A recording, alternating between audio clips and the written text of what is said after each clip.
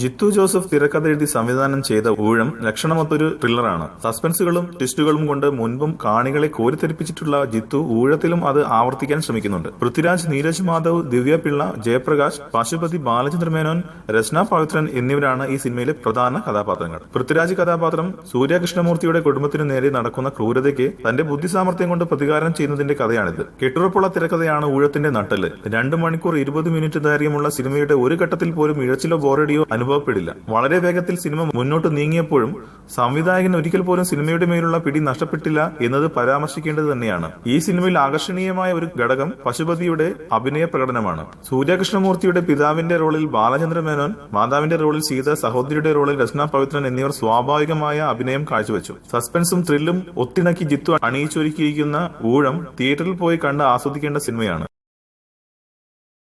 കൂടുതൽ സിനിമാ വാർത്തകൾക്കും വിശേഷങ്ങൾക്കും ഇപ്പോൾ തന്നെ സബ്സ്ക്രൈബ് ചെയ്യൂ മലയാളം ക്രിയേഷൻസ്.